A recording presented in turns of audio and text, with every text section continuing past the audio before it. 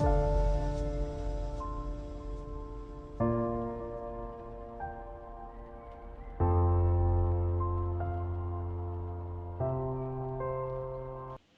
naMwari, tinokuchingamidzai kuchirongwa chedu chatiri kudzidza bhuku raDaniel, tichienderera mberi nezvidzidzo zviri kubva mukati mebhuku raDaniel.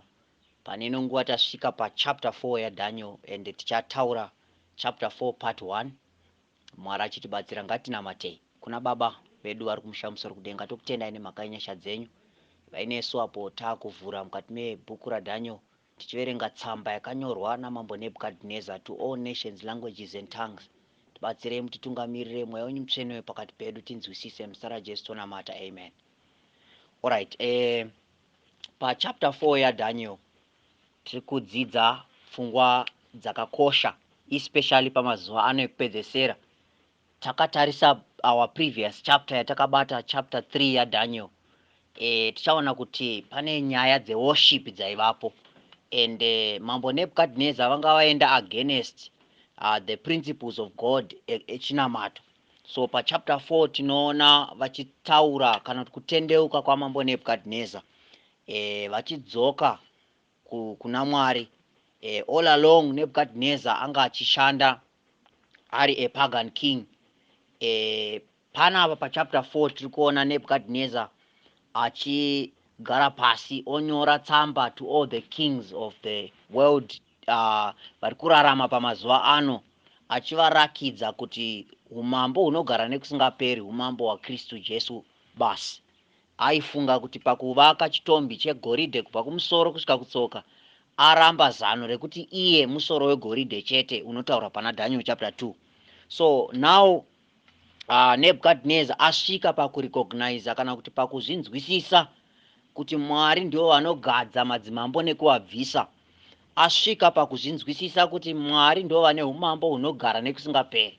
Madzimambo anopinda muofisi asi nguva yavo inokwana, inopera, asi nguva isingaperi ndeyaMwari. So Daniel chapter 4 iri kutaura pamusoro righteousness by faith.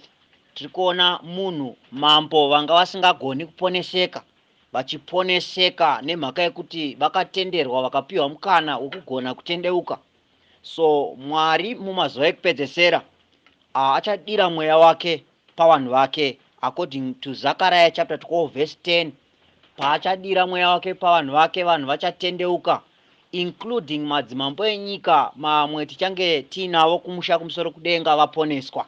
Vachinge vateerera shoko raMwari varinzwa, tichange tiinavo vachipemberera ruponeso tiri kumusha kumusoro kudenga. So now 2 Corinthians chapter 5 verse 21, munoiverenga muri kumba. Daniel chapter 4 verse ya 1. Nebuchadnezzar the king, unto all people, nation and language that dwell in all the earth, peace be multiplied unto you. So panapa tiri kuona Mambo Nebukadnezar vari kunyora tsamba iyi kumadzimambo ese ari panyika, nyika dzese dziri panyika, nevanhu vose nemalanguages ose. This was a universal letter iri kunyorwa namambo kuti peace be unto you. So panapa tiri kuona chiitiko chakadai. Nebukadnezar pachapter 3 ari kunyora kana kuti ari kukoka all the nations, languages and people to the dedication of the image, that false image or yakanga ichidamatwa kuBabylon. But now panapa atendeuka ari kunyora zvakare tsamba to all the kings, kingdoms, nations, people and languages, achivaudza nezvaMwari akashanda mukati meupenyu hwake. Pavhesi ya 2, I thought it good to shew the signs and wonders that the high God hath wrought toward me. How great and are his signs, and how mighty are his wonders. His kingdom is an everlasting kingdom, and his dominion is from generation to generation. So Nebukadnezar akurecognize now kuti kuna Mwari anoita zvishamiso zvikuru. Zvikanzi Mwari uyu ndiye ane umambo hunogara nekusingaperi. Ari kuacknowledge kuti iye Nebukadnezar umambo hwake hwaaifunga kuti hunogara nekusingaperi anzwisisa kuti umambo hwake iye haugari nekusingapere, asi umambo hwaMwari vekumusha kumusoro kudenga ndo hunogara nekusingapere. Zvikanzi pavhesi ya4, I Nebuchadnezzar was at rest in mine house and flourishing in my palace, and I saw a dream which made me afraid, and the thoughts upon my bed and the vision of my head troubled me. So ari kuona dzimwe hope pa chapter 2. Nebuchadnezzar akaona a vision kana kuti hope achirakidzwa chitombi chiyachi, but this time around this is the second vision kana the second dream yamambo Nebuchadnezzar. Zvikanzi pavhesi ya6 ya5, this vision yakamunetsa ikamushungurudza. Why yakamushungurudza? Haana kuinzwisisa, akanga asina interpretation as well. Verse 6, therefore made I a decree to bring all the wise men of Babylon before me, that they might make known unto me the interpretation of the dream. Verse 7, then came in the magicians, the astrologers, the Chaldeans, and the soothsayers, and I told the dream before them, but they did not make known unto me the interpretation thereof. So mambo Nebuchadnezzar vairamba vachivimba nema false prophets avo kana kuti magicians. These magicians, they could not give him the interpretation. This is the second time magicians achitadza kuvapa the interpretation yavaida. Verse 8, but at the last Daniel came in before me, whose name was Belshazzar, according to the name of my God, and in whom the spirit of the holy gods. And before him I told the dream, saying, O Belshazzar, master of the magicians, because I know that the spirit of the holy gods is in thee, and no secret troubleth thee. Tell me the visions of my dream that I have seen, and the interpretation thereof. So panapa pane chimwe chinhu chatinodzidza. Mambo Nebuchadnezzar vakaramba vaine dambudziko rekugona kuacknowledge Daniel nezita rake, nemhaka yekuti chakanga chatochijairira kuBhabhironi. Takadzidza pamusoro pemazita kuti mazita ana Daniel aive nechekuita necharacter yaMwari. So now Daniel kudaidzwa kwake kunzi Belshazzar kwaive nechekuita necharacter yechimwari chekuBhabhironi. That's why pari kutaurwa pavhesi 8. So mambo vari kuudza Daniel hope dzavo and nekushungurudzika kwavakaita nehope idzi. So now Daniel chapter 4 inotitora yotidzosera kuchapter 3 yotiratidza nezvakaitika this golden image iri kusetwa up. So let's go to Daniel chapter 3 verse 2 and 3. Verse 2. Then Nebuchadnezzar the king sent together the princes, the governors, the captains, the judges, the treasurers, the counselors, the sheriffs, and all the rulers of the province to come to the dedication of the image which Nebuchadnezzar the king had set up. Then the princes, the governors, and the captains, and the judges, and the treasurers, and the counselors, the sheriffs, and all the rulers of the provinces were gathered together unto the dedication of the image that Nebuchadnezzar the king had set up, and they stood before the image that Nebuchadnezzar had set up. So now trikuona panapa kuti Nebuchadnezzar paari kuinvite all these political leaders, those people vari in those influential positions, majudges, matreasurers, vanhu vakabata nyika, vanhu vanoziva pane homwe yenyika, these people that controls the world banks and everything during that time. They are the people vari kudaidza because they have powers to control the world. This is something similar pane zvichaitika pamazuva ekupedzesera. When the mark of the beast shall come, it shall involve these people on high positions, vanhu vane influence, vanhu vanotungamirira nyika, vatungamiriri vedzinyika vachange varipo in control. So now Nebuchadnezzar ndo zviri kuitika. So now Daniel akudescribe hope dzamambo. Verse 10, that's where the visions of this is Nebuchadnezzar ari kudescribe hope. That's where the visions of mine had in my bed. I saw, and behold, a tree in the midst of the earth, and the height thereof was great. The tree grew and was strong, and the height thereof reached unto heaven, and the sight thereof to the end of all the earth. So this is describing the greatness of the kingdom of Babylon.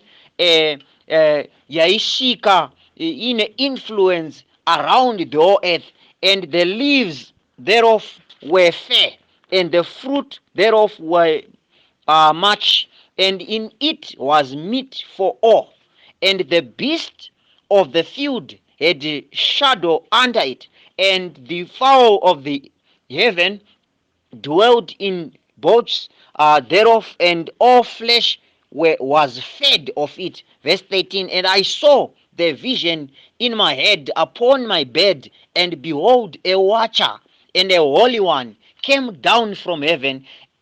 He cried aloud, and said, thus hewed down the tree and cut it off of his branches, shake off the leaves and scatter the fruit.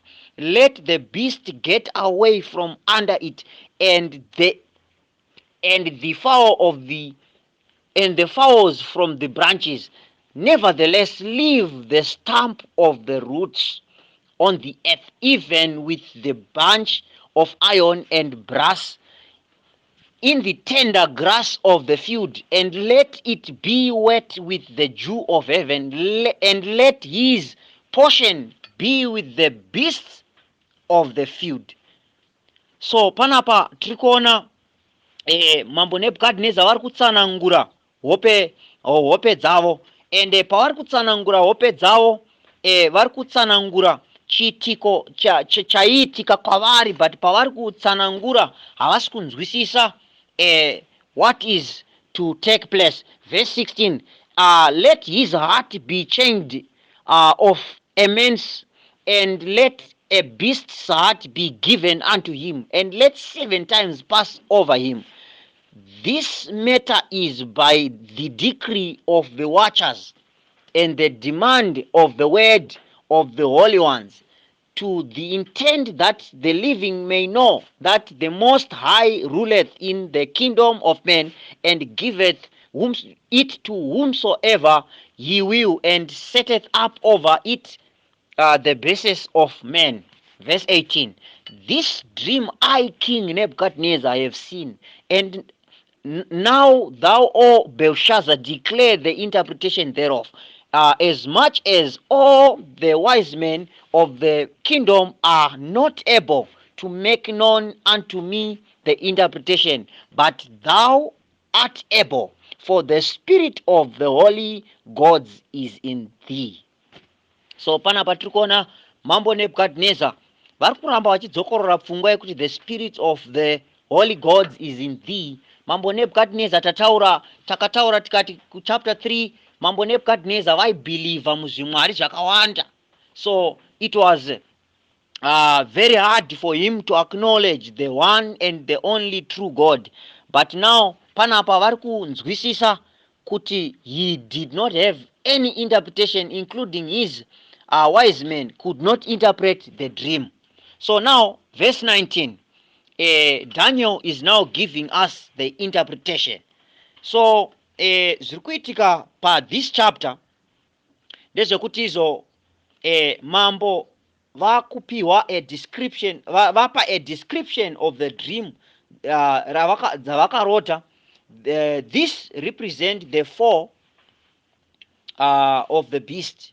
Now pari kubuda Nebuchadnezzar being characterized in a beast format, but ari munhu achinzi achapiwa moyo wechikara. So now this is why the book of Revelations is describing chapter 13 inodescribwa in beast. Mabhisti tine mabhisti maviri anobuda pana zvakazarurwa chapter 13 atichazobata in our future studies. Asi panapa, this is where the language of a human being achitorwa se a beast. You know, there is this beast of Revelation chapter 13, the first beast yainzi yanga yakafanana neBabylon, yanga yakafanana neMedo Persia. It was similar to Greece, it was also similar to Rome. So this language yema beast, it was a language that Daniel understood, and it was a language that Nebuchadnezzar was familiar with as a king. So now Arkunzi panapa, he was to go and feed with the beast of the field. He was going to eat grass. I was looking at this in the context of the health message that Nebuchadnezzar had to become a vegetarian for 7 years, and this was smart enough to clear out his mind, which was clouded by the diet Mambo. And this brings us to the interpretation now. Interpretation yakapiwa na Daniel achitaura pamsoro pezvakanga zvaitika kuna mambo. So now pa chapter 4 we are seeing and watching the repentance of King Nebuchadnezzar. So tichatoona kuti kudenga, even pachaenda kudenga Mwari achititendera, we would have kings that are going to be saved nekuti vachatendeuka. There are people in political positions who shall be saved because they have been faithful to God, as Daniel was faithful to God even when he was a president in Medo Persia. Now, Daniel chapter 4 verse 19, the interpretation. Then Daniel, whose name was Belshazzar, was astonished for 1 hour, and his thoughts troubled him. And the king spake and said, Belshazzar, let not the dream or the interpretation thereof trouble thee. Belshazzar answered and said, My lord, the dream be to them that hate thee, and the interpretation thereof to thine enemies. The tree. So now Daniel is giving the interpretation. The tree that thou sawest, which grew and was strong, whose height reached unto heaven, and the sight thereof to all the earth, whose leaves were fair, and the fruit thereof much, and in it was meat for all, under which the beasts of the field dwelt, and upon whose branches the fowls of the earth of heaven, the fowls of heaven had their habitation. Verse 22, it is thou, O king, that art grown and become strong, for thy greatness is grown and reacheth unto heaven, and thy dominion to the end of the earth. Verse 23. So now panapa Daniel akupa interpretation that tree yakarotwa na Nebuchadnezzar iri kuzoonekwa ichigurwa, kugurwa kuchitaura kubviswa kwa Nebuchadnezzar pakutonga achimboenda into the wilderness kunofura nemhuka dzesango. That was a punishment that was so great when God can abase the kings, achidzikisa kana kuti kuderedza vanhu vanozvikudza. So tiri kudzidza panapa chiitiko chekuti madzimambo enyika, even edzinyika dziri kutonga panguva ino, vakazvikudza kuzviisa pamusoro paMwari, Mwari anowanikwa achivaderedza, kuvaisa into the dust, so that they understand kuti Mwari ndiye ane oga ane umambo hunotonga nekusingapere. So panapa Nebuchadnezzar ari kudescribwa as that tree, zvikanzi nemhaka yekuti imi mambo makakura, mukava very strong. Babylon inotaurwa kuti it was one of the greatest superpowers during that time. During our days tinotarisa superpowers, we have America and Russia and so many others. So during those days their superpower was Babylon. yakanga yakarova nyika dzese dzaingwenda nekutya kana dzikanzwa nezveBhabhironi. So Babylon had grown strong, and zvikanzi thy greatness had grown and reached unto heaven. Zvikanzi kukura kwenyu mambo kwakasvika kudenga. Zvikanzi and thy dominion unto the end of the earth. That's why Babylon yaive nedominion unto the end of the earth. That's why in every country Egypt yakanga yatorwa neBabylon. Kuerenga Daniel chapter 7, Egypt yakanga yakurirwa, Egypt, Libya and Lud, inyika dzimwe dzakakongewa neBabylon, nedzimwe nyika dzaitonga panguva iyi dzaive pasi peBabylon. Israel yakanga yatotorwa yaenda nayo kutapwa kuBabylon. So Babylon yakanga iri nyika yaive nedominion yakakura kwazvo, and its dominion had reached unto the end of the earth. Verse 23, and whereas the king saw a watcher and an holy one coming down from heaven, and saying, huge the tree down and destroy it, yet the leaf and the stump of the roots thereof in the earth, even with a band of iron and brass in the tender grass of the field, and let it be wet with the dew of heaven, and let his portion be with the beasts of the field, till 7 times pass over him. This is the interpretation, O king.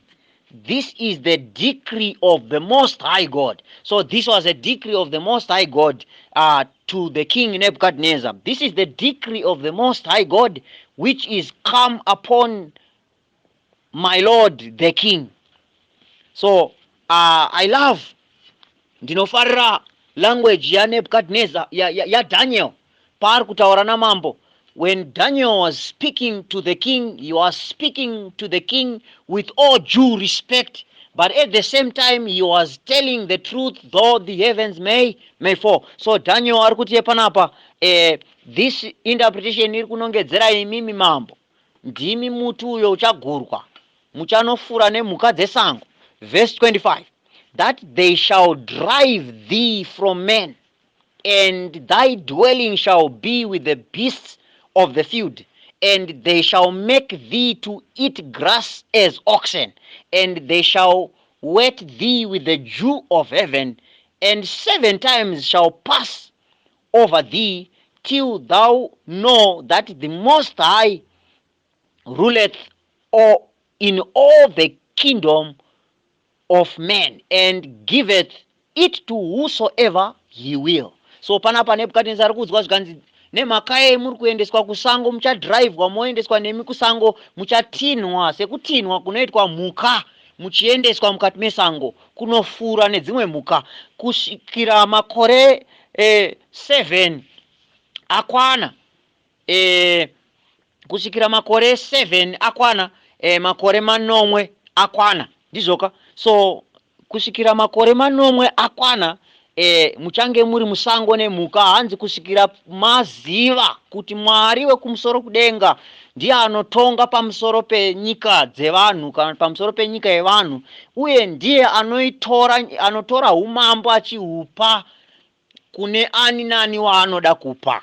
Verse number 26, madzimambo enyika yanhasi vanokanganwa kuti Mwari ndiye ane simba rekuvaisa nekuvabvisa paumambo. So vazhinji vavo havanamati Mwari nekutya Mwari. Asi ikurudziro yamambo Nebukadnezar, when he is writing this letter, ari kuinyora even kumadzimambo enyika ino kuti vazive nekurangarira zvakamboitika in the history of mankind, kuti there was once a great king akadzikiswa kubva pachikero chakakwirira naMwari. So madzimambo ari panyika anofanira kuzviziva, ivhangeri inofanira kusvika kumadzimambo kuti umwe wavo wemadzimambo akambotonga panyika, so such great king akamboderedzwa naMwari wekumusoro kudenga. So now verse 26, and whosoever they commanded to the leaf of the tree roots, and thy kingdom shall be sure unto thee, after that thou shalt have known that the heavens do rule. Zvikanzi umambo hwenyu Babylon uchavepo after maziva kuti Mwari vekudenga ndo vanotonga. Verse number 27. Wherefore, O king, let my counsel be acceptable unto thee. Apa pakakosha kuti tipabate, especially the kings of the earth, the people in the earth. Tinofanira kuziva chinichi kuti chikuru after tararama upenyu usingafadzi Mwari. Apa pakakosha kuti tipararame tizive kugamuchira macounsels aMwari kana kuti zvinotaurwa neshoko raMwari. Matthew chapter 4 verse ya 4 inotiyo, munhu haangararami nechingwa bedzi asi nemashoko ose anobuda mumuromo maMwari. So chinoraramisa vanhu in terms of maprinciples ekurarama ishoko rinobuda mumuromo waMwari. Zvikanzi pana Daniel, wherefore, O king, let my counsel be acceptable unto thee, and break off the sins by righteousness, and thine tranquility, thy iniquity by showing mercy unto the poor, if it may be lengthening of thy tranquility. So Daniel ari kuti panapa mambo, chinhu chamunofanira kuziva ndechekuti this counsel yaMwari dai mungaigamuchire nemhaka yekuti zvinokubatsirai kuti mugosiyana nechitema. Zvikanzi zvakanaka kusiya chitema. Zvikanzi mambo, siyai chitema. Kana masiya chitema, munosiya chitema kuburikidza nekururama kwaMwari kana the righteousness of God. Zvikanzi iniquity, the iniquity, hanzi mosiya zvivi zvenyu nekurakidza nyasha kuvanhu varombo. So madzimambo enyika panapa, they are being warned. Vazhinji vavo, when they are in great positions, vanokanganwa varombo vari mukati menyika. So Nebuchadnezzar was one of his problems, kukanganwa varombo. So now pari kunzi aite nyasha kuvarombo vanoshaya, vanhu vanoshaya vari panyika. If it be the lengthening of thy tranquility, zvikanzi kuti umambo nguva yenyu igorebeswa. So now panapa tiri kuona Nebuchadnezzar achi immediately, Daniel chapter 4 verse 28 iri kubva yatotiudza zvekuputsika kwa Nebuchadnezzar. Zvikanzi panapa, and all this came unto the king Nebuchadnezzar at the end of 12 months. He walked in the palace of the kingdom of Babylon. So now panapa tikuda kuti tibate something in terms of the background nemanyorego akaitwa bhuku raDaniel pa verse 29. Pari kunzi unto the end of 12 months. 12 months dzinosymbolize gore. So Nebuchadnezzar paakapiwa warning ku chapter 2 kuti mambo, imimi umambo hwenyu uchagumira apa, pakaita 12 months Nebuchadnezzar akakanganwa pfungwa iyoyo. So ndo paakutaurwa panapa kunzi at the end of 12 months he walked in the palace of the kingdom of Babylon. The king spake and said, is not this great Babylon that I have built for the house of the kingdom by the mighty of my power and for the honor of my majesty. Ari kuzvikudza achitenderera mukati mekingdom yake. Babyloni yanga yakavakwa, inotaurwa iyo kunzi yaive nemagedhi aisapindika, zvekuti it was fully protected. Pasi payo ndo paipinda negwizi Euphrates rinotaurwa kuna Genesis, ndiro rinotaurwa zvekare rakutaurwa in a spiritual way, in a symbolic way, richitaurwa kuna zvakazarwa chapter 16 and 17. Ndio river Euphrates ndo yaisupply Babylon nechikafu. In terms of agriculture, they were fully supplied by the river Euphrates. So Nebuchadnezzar paari kutarisa Babylon yake yakanga yakavakwa, zvikanzi yakanga yakavakwa zvekuti jurawo racho padenga paro paipesana motikari mbiri kana ngoro mbiri, zvikanzi it was well protected zvekuti even ana Cyrus pavakazopinda kuBhabhironi vachinodestroy vachitora umambo pachapter 5 yaDaniel, vakakwanisa kupenetrata bedzi because vakadivheta mvura yeriver Euphrates kuti ichinje the way yaiflowa nayo. That's how they entered. So Nebuchadnezzar ari kuzvikudza zvikanzi verse 31, while the word was in the king's mouth, there fell a voice from heaven saying, O King Nebuchadnezzar, to thee it is spoken, the kingdom is departed from thee, and they shall drive thee from men, and thy dwelling shall be with the beasts of the field, and they shall make thee to eat grass as an oxen 7 times, and shall pass over thee until thou know that the Most High ruleth over the kingdom of men, and giveth it to whosoever he will. Verse 33, the same hour was the thing fulfilled upon Nebuchadnezzar, and he was driven from men, and did eat as oxen, grass as oxen, and his body was wet with the dew of heaven, till his hair were grown like the eagle's feathers, and his nails like the beds of the clouds.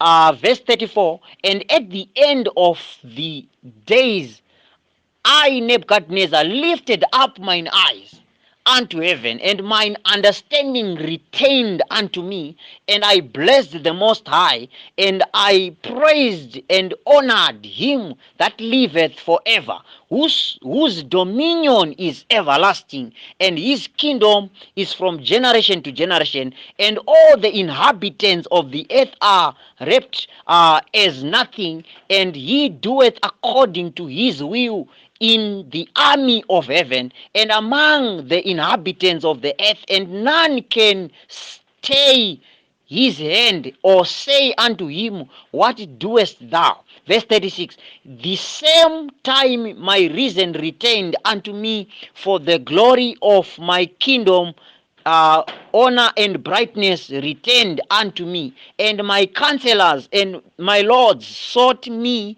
and I was established in my kingdom. Excellent majesty was added unto me. So this is a very powerful testimony as we close this segment. Nebuchadnezzar, after makore manomwe apera, ari kunze panapa akanga ane bvudzi nemakushe bvudzi rakanga ramera semafeathers ema-eagles, and akanga ane nzwara dzakanga dzareba sedzeshiri. Zvikanzi Nebuchadnezzar panguva iyoyo pfungwa dzake dzakadzoka, akatanga kunzwisisa nekuziva kuti Mwari wokudenga ndiye anofanira kunamatwa. Paakatanga kunzwisisa izvi, akatanga kuziva kuti Mwari wokudenga ndiye oga ane umambo hunogara nekusingaperi. Zvakanaka kuti madzimambo anhasi asvikirwe nevhangeri iyi inoita kuti vazive kuti Mwari wokudenga ndiye oga ane umambo hunogara nekusingaperi. Zvikanzi pavhesi ya 36, zvikanzi ndakabva ndadzoserwa umambo hwangu, ndikadzoserwa kukura nesimba randakanga ndiinaro. Makanselas kana kuti vanhu vaaitonga navo vakamutsvaga vakamugadza pachigaro chake, akatonga Bhabhironi zvekare, kusvikira tazosvika Bhabhironi yakutongwa nana Bherishazari pachapter 5 yatichazodzidza. This is the dream of the king Nebuchadnezzar, and Mwari achitibatsira achititendera tichanzwisisa kuti mambo Nebuchadnezzar vakapindana nenyatwa iyi nemhaka yekusateerera Mwari. So when God had to send Israel to Babylon, I send Israel to Babylon to punish Israel, at the same time to teach the heathens to follow the true God. So patino punishwa naMwari dzimwe nedzenguva, Mwari anotiisa mupunishment, not kuti anoda kutiuraya kana kuti kuvadza, but anoda kuti tidzidze malessons ekuzoti kana vamwe vanhu vakutarisa they will learn kuti madzimambo haagari nekusingaperi. And also tinodzidza chimwe chinhu kuti madzimambo enyika ari kutonga pamazuva ano ekupedzesera, history will be repeated. History is going to repeat itself. And kana paine madzimambo anozvikudza, anozvitutumadza, Mwari wekudenga anoderedza vanozvikudza uye anovadzidzisa kugamuchira shoko rake. Mwari achitibatsira, achititendera, regai tigumire pano. Mwari atiitire zvakanaka. Ngative nenguva yekunamata. Kuna Baba wedu vari kudenga, tokutendai nemhaka yenyasha dzenyu, tokutendai nengoni nenyasha dzekutipa shoko rinopisa, rinosvika even kumadzimambo enyika, kuti vazvininipise, vazvidzikisire, vatonge vari pasi pesimba renyu. Muvape simba Mwari, nepfungwa nendangariro dzidzoke sezvakaita ndangariro dzamambo Nebukadnezar. Varecognize kuti there is a God of heaven who has set them up in those positions for them to advance the prosperity of the gospel of Christ. Tokutendai nemhaka yenyasha dzenyu, muzita raJesu tinonamata. Amen.